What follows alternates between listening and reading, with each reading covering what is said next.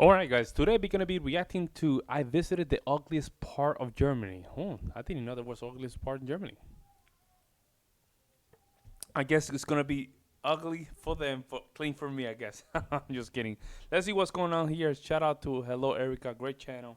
If you guys haven't gone to her channel, I'm gonna leave the links in the description down below, and that way you guys can go to the original content creator. It shows some support. Let's see what's going on here. Let's jump in. The ugliest part of Germany, also known as Ruhr. We all know beauty is subjective. Objective? Nah, it's not. Subjective. And so we are going to be looking at 6 different cities in this region to determine, are they really as bad as everybody says they are, and are they worth visiting?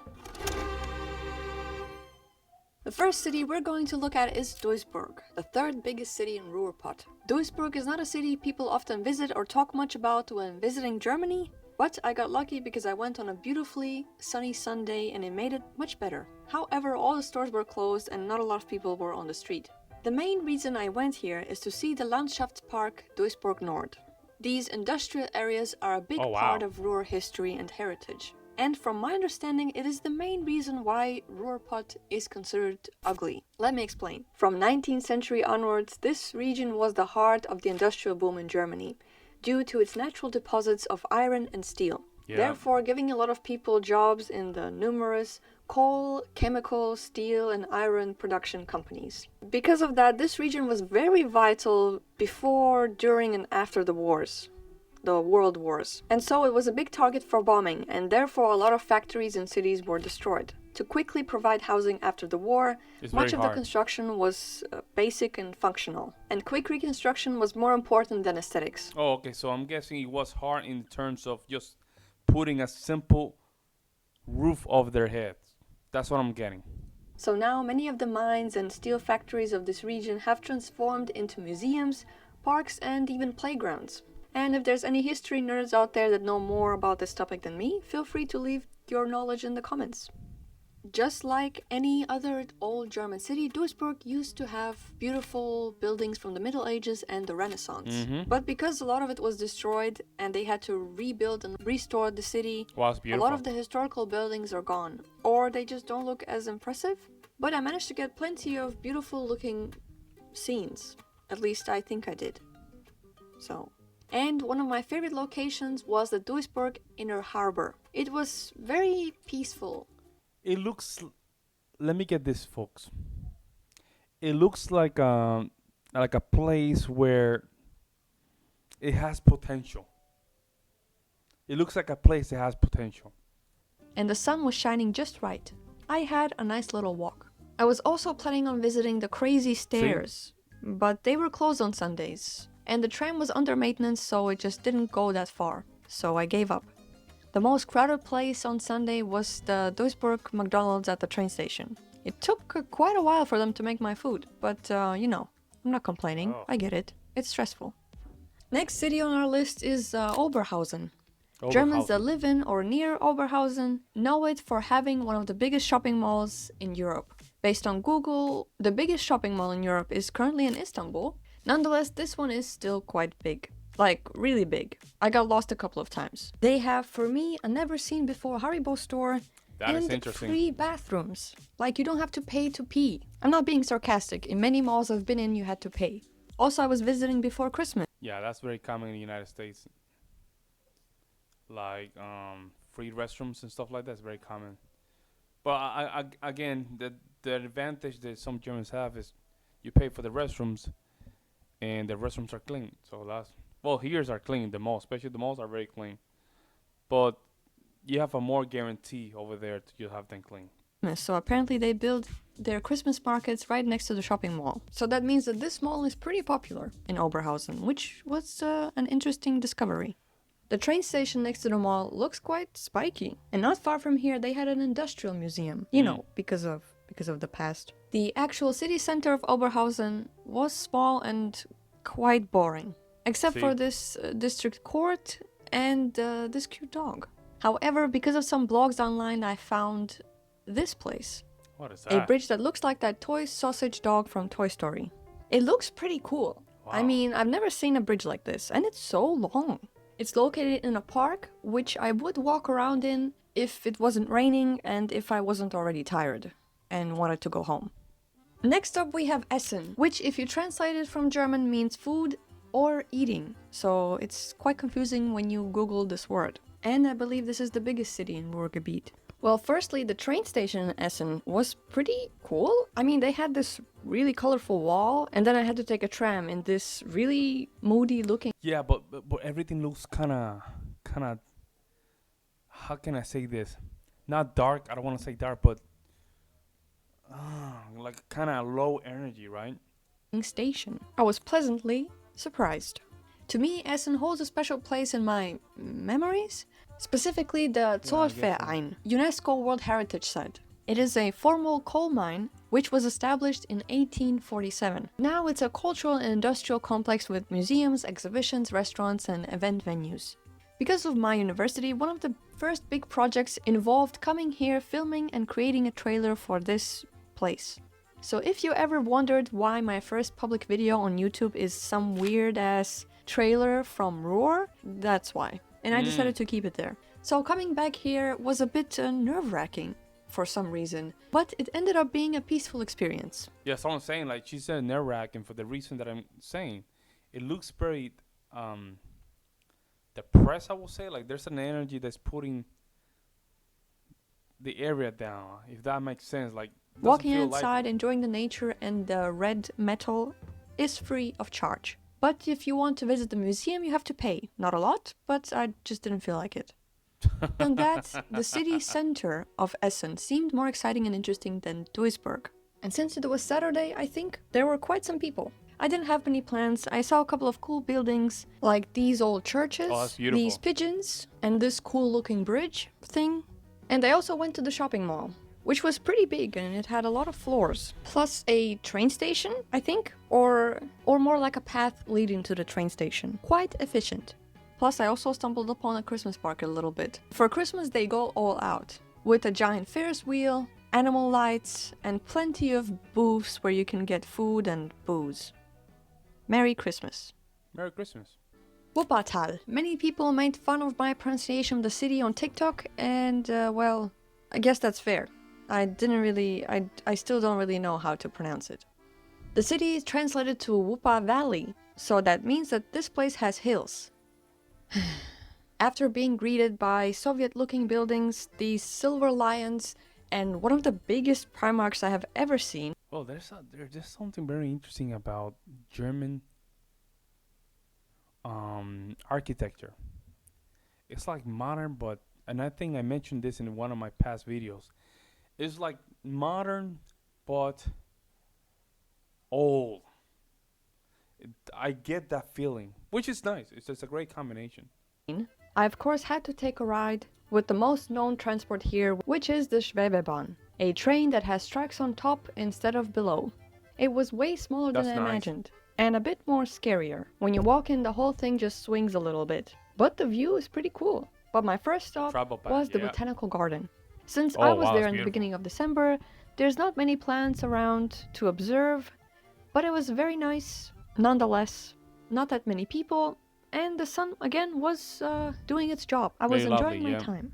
Anyone visiting this region knowing the history of the smoky coal chimneys will be surprised to see how green Ruhr is today. In all small cities and big cities there are small parks and big parks. Most of them I think are outside the city center, and also there are big parks in some cities that you have to pay to visit. I mean, to be honest, it makes sense because you have to maintain the park so it looks nice. I mean, they are really big parks. Like, look at these pictures. They look pretty cool, but there's probably not that much to do in the winter. After the garden though, I also saw the Lego bridge. It's smaller than I imagined. And also in the middle of nowhere. It's a little bit of gentrification for that, right? I think that's what they were trying to do. Some of these areas, they look kind of, so a little bit of art, that's how they see it, right? A little bit of art can incentivize, put some life to the area, I guess. Kinda. I wouldn't really recommend coming here to see the bridge. I was very surprised by how many stunning buildings I saw. I mean, there are not that many of them, and most of them are next to the road, so... I mean, I'm mainly showing the highlights. Don't get me wrong, there's a lot of places that don't look that great. There's a lot of places that look like, meh. The city center was small but lively. many shops, cool looking church, you know, the usual. And of beautiful. course a shopping mall. Not as big as in Essen, but it was alright. Dortmund, the second biggest city in Ruhrpott. I visited Dortmund a couple of times already, mainly to do some shopping. Do I actually buy something when I go shopping? Most of the times not, but I still like looking at stuff. Dortmund is known for the U Tower, a football team, so the city also has a football museum, Alright. and flying rhinos. There are many of them spread out Flying through the city. rhino. From what I have found, Flying rhino. Talk about weird stuff. There has to be a meaning behind that. There has to be a meaning. these rhinos started spreading in the early 2000s. Many of them were bought by sponsors and painted by them. So some of them are just a big ad. Some do Oh. look cute. This So why city flying is a rhino? city. Streets full of people. There's many shops, restaurants, bakeries, Ooh. and nice looking graffiti or wall art. And the center has a couple of good looking buildings, or at least interesting ones, but nothing groundbreaking or breathtaking. But the area around the U Tower is pretty cool. I like how it looks minimalistic, and these red things, they look pretty cool. There are lots of modern style buildings that look more simple and practical, rather than glamorous and detailed. And now I'm gonna take the train to go home. Speaking of trains, getting around town, or more specifically getting around this region, is quite straightforward. They have trams, they have buses, and they have trains that connect to the big cities or the small cities. Man, she just spent a lot of this time just doing this video, man. This is crazy, bro. Man, hey, nice job, by the way, Erica. Or small towns. But oh my god, is it annoying how often the trains are late. I've taken so many trains to visit these places, and it would be a miracle if the 2 trains that I'm taking there and back would be actually on time. And it's even worse when you need to actually take 2 trains, because if the first one is late, then you'll most likely not make it to the second one. But the app still thinks that you're taking that train, even though the transfer is minus 5 minutes. From my understanding, Germany has a great railway system. However, at some point they just stopped investing money into the infrastructure. Because it's, I think the reason a lot of people, a lot of countries, they are very careful investing in the train transportation is because they lose a lot of money. It's the same in the United States, in Europe.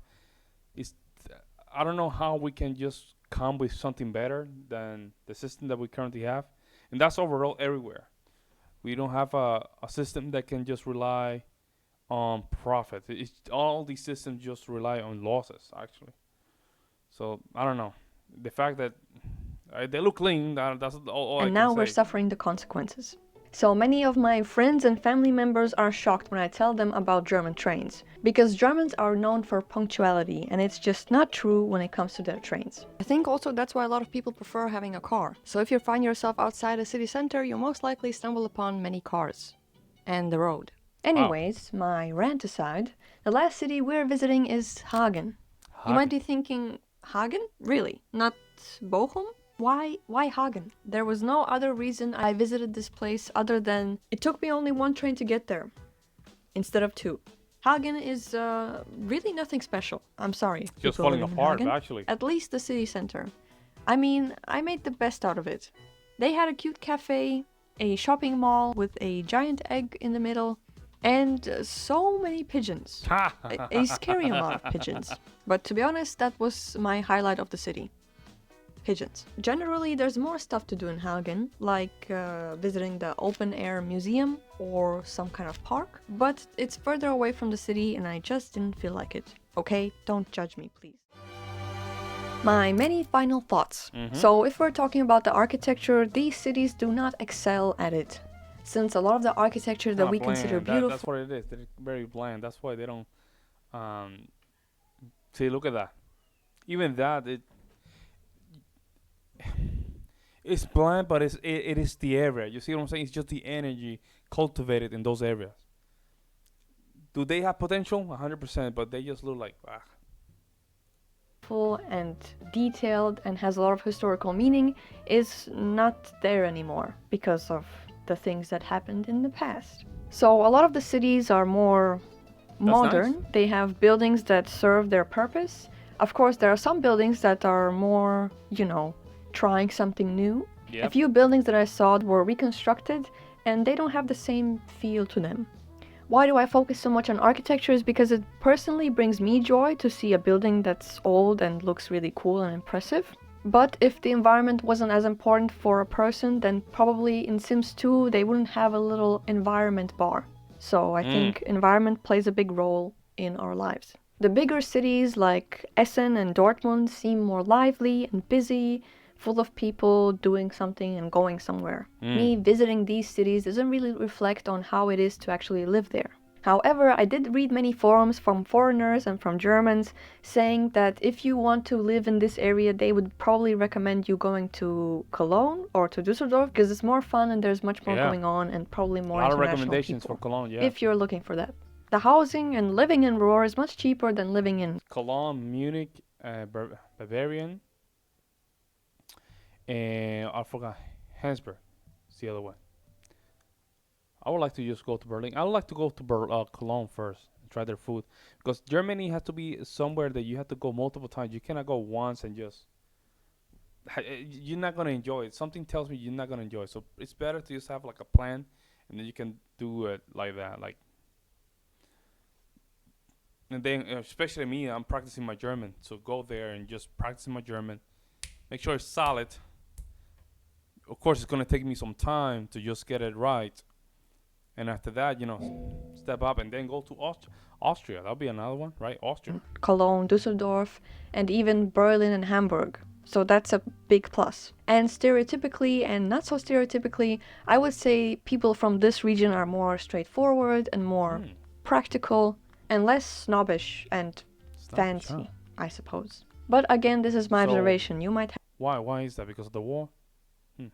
have a different opinion. Let me know if you do. Visiting the smaller cities like Hagen and the other one made me feel like people living there come from socially underprivileged and socially vulnerable backgrounds. The streets were a bit more littered, the buildings seemed like they need maintenance, and people seemed a bit less happy. But maybe it was just the weather. I'm not sure. As a tourist, should you be visiting these places? I mean, I don't think it's the weather. I think you have a point. It's just the energy is a little bit down. I would say no. I mean, if you're looking for a vacation destination and you haven't even been to Germany before, these are not the most desired cities to visit. This probably won't be the first thing on your list, and it should stay there. But if you live near this area, you're looking for a weekend activity, and you like industrial aesthetics, why not? There are quite some places I didn't manage to visit, either because of timing purposes or because of the Deutsche Bahn, and they do look pretty cool. Firstly, all these metal-shaped thingies that are in the middle of seemingly nowhere. I feel like you can get some cool pictures out of that. Those giant parks that I mentioned before, I mean, you have to pay, but they seem quite cool, especially during the summertime or spring. There are still some typical German timber houses out there, and if you want to take a look at them, you can. Nobody's stopping you. In general, I would recommend visiting in spring or summer, maybe beginning of autumn, unless you want to see the Christmas markets. I mean, they really go all out during Christmas markets, like in Dortmund and Essen and Duisburg as well. Plus, you can visit Cologne and Düsseldorf because they're close by. Their Christmas markets are really Christmassy. Plus, I linked two articles that covered this place pretty positively, and they also have great recommendations of what to see. And I read an article talking about some other things, but their description fits quite well here. Is that the city rose from the ashes, which is a meaning that it rose from the war, basically. Different perspective to look at it. Thank you so much for watching this video. I hope you're having fun with whatever you're doing now, unless it's something bad. Welcome to all the new subscribers. If you're watching, what's up? Get the hell out of here. Okay, hey mate, shout out to Erica. Nice job. Make sure you go down and just like her content. She does a very good job. Right. Let me just say. Not with this channel. Not with that account, of course. But hey, great job. These are very interesting areas of Germany. Like she said, I'm not the Autobahn, maybe not the Autobahn. I forgot the little train, the flying train. I forgot. Autobahn. I think the name of it is. Let me see if she has it right here. Let me see. Aachen, public transport. I forgot the name of it, man. It's the little. We reacted to it a couple times. It's the little train that goes, instead of having it on the floor with the rails, it's like flying. Whatever. I like to just go there, but it means that you guys probably have it in different areas of Germany, not necessarily these towns. But let me know what you guys think. Do you guys agree with her? That's the most important part. Do you guys agree with her? If you guys agree with her, let me know in the comment section below. If you guys don't agree with her, tell me why. Meantime, I'll see you in the next one.